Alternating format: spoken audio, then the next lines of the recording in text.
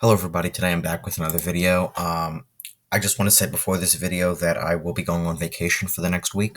So I'm going to be trying to schedule videos, just a few videos to have during the week while I'm gone, but obviously if I don't cover any major news stories, just know that these are all pre-scheduled in advance.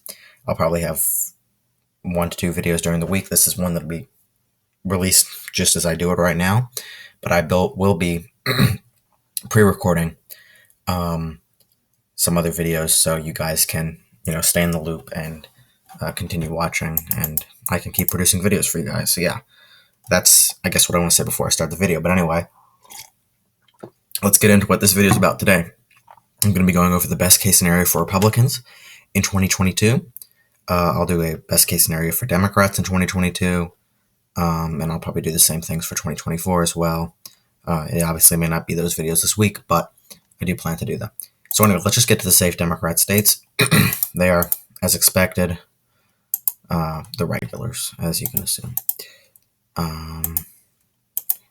Illinois, still, yes. Tammy Duckworth is very popular in Illinois, and even during a red wave year, she would not be ousted. But anyway, let's go to the other states. I'll just consider Alaska safe. I'll consider Iowa as well. Yeah, I think that I'll consider Ohio as well safe. So anyway, let's just go to the likely states. I'm not going to spend too much time on the safe states. Likely Democrat, that's Colorado. That's the only likely Democrat, and likely Republican is Florida and North Carolina. North Carolina, if there's a good nominee, they could win it by a likely margin, plus 5 points, maybe 6, 7 points. Especially in a red wave year, this is also a state that has a higher proportion of Democrats to Republicans. Republicans to Democrats. If Democrats are under enthused, then that margin could spread to an even greater amount. So yeah, North Carolina could go likely, and Rubio won it by a likely margin, 7.7% in 2016. He could definitely do it again, especially since Florida is trending even more to the right than it has been in previous elections. It's been even more of a toss-up state going back 5-6 years, or I guess back to 2012, 2016. Now, still toss-up, but more lean Republican. All right, let's go to the lean Democrat states, because this is what I want to spend the most time on. Actually, I'm going to start with lean Republican states. So a lean Republican state, we will have Wisconsin. That's if Ron Johnson runs. He could win that state by possibly 2 points in a lean Republican margin. It's been trending to the right. Trump almost held on to it. Obama won it by about 7 points in 2012. Trump won it by about 0.7 points in 2016, so a major shift to the Republicans, over a 7-point shift. And then Biden took it back in 2020, but only won it by 0.5%. So that shift is very evident, and I think it will. It's like one of those charts. The graph goes down, but then it's going to shoot back up, back in the Republicans' direction.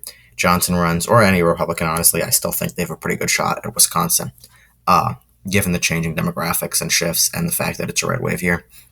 Another lean Republican state, New Hampshire. If Chris Sununu runs, it could be lean, it could even be likely. I haven't really seen any polls with Sununu in them, just about one poll so far.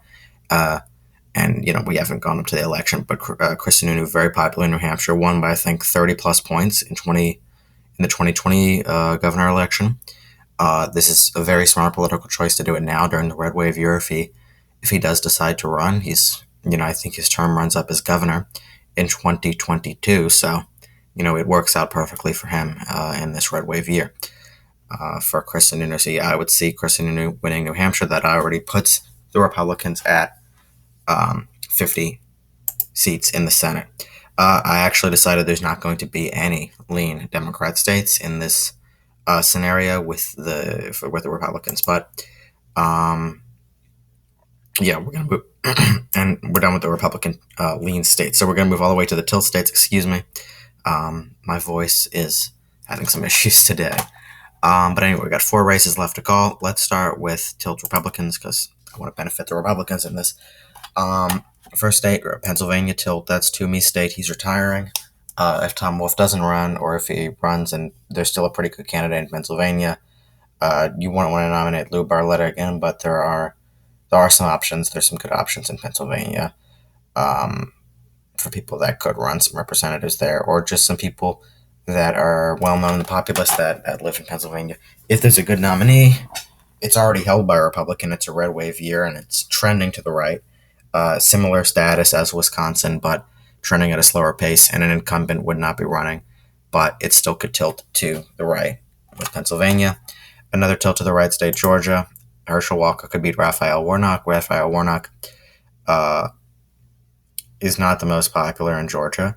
Walker also could help turn out African American support. I don't think that African Americans um, are going to, well, they will in generally go more towards Warnock, but I do think that it could level off slightly, which could tilt the race in Walker's favor greatly. If Walker does run, I believe Walker actually is already running. If he hasn't said so already, it's been heavily hinted at, which would give Walker a significant advantage in Georgia. If the black vote were to somewhat of a level off, maybe even a 70-30, Walker would easily have the path to victory in Georgia. But yeah, this is, Walker definitely does have a shot at Georgia. We just haven't seen enough polls. Georgia has trended to the left, but it is a red wave year, and Walker, being African American, being a Republican, I do think definitely has a good shot at the Georgia race. I will do another tilt Democrat state, Nevada. I still think a tilt Democrat. I don't think Republicans have a bigger shot at Nevada. I still think it goes to the Democrats, although it is a toss-up state usually. Um, you know, Dean Heller obviously was the incumbent senator of Nevada. He was a Republican up until 2019, but there really aren't any candidates at the moment that have made themselves clear in Nevada that seem to have a good shot. I know the Democrat Party has shifted to the left in Nevada, but or the progressives have taken control of that caucus. But I still see Nevada going to the Democrats. Although with the economy, Las Vegas, people in Las Vegas, without with especially the economic downturn at the moment, people in Las Vegas could be upset and could be voting for Republicans by 2022. But that's the only reasoning. And Arizona, Mark Kelly could lose his race. That's the only other option for Republicans. They give him 53 seats. Ducey has said he's not running. If McSally should not run for the Republican, she's lost twice. So, yeah, she wouldn't be able to win Arizona, but they need a different candidate. There are some options in Arizona. And, for the same reasons as Georgia, it's moved to the left, but it could certainly move back to the right, especially in a red wave year. And it hasn't moved, particularly too far to the left. So it has great potential. So anyway, that's 53 Republicans to 47 Democrats. I'm just going to outline the whole map so you can see what the Senate map looks like. I can't believe we're already back to the 2022 predictions. We did 2020, 2018. Now we're at 2022. It's a bit crazy how it's been 4 years since 2018. But anyway, this is what the full map looks like. 53 Republicans to 47 Democrats in a Republican best case scenario. Obviously, they regain the United States Senate. And have a somewhat of a solid majority. They take back, essentially, they go back to where they were at prior to the 2020 election, which is good for them. And in 2020 and 2024, they would probably gain more seats, such as in West Virginia with Manchin, and Montana with Tester, and in Ohio with Sherrod Brown. Those are all opportunities Republicans can gain seats. So if they do particularly well, get 53 seats, they can even expand that margin going into 2024. But anyway, thank you guys so much for watching. Make sure to subscribe. We're at 94 subscribers. So if we can get to 100, that'd be awesome. I hope to do a good video at that. If you disagree with any of the races called, remember this is a best case scenario for Republicans. Comment in the comment section below, and I'll do my best to get back to you. But anyway, thank you guys so much for watching, and have a great day.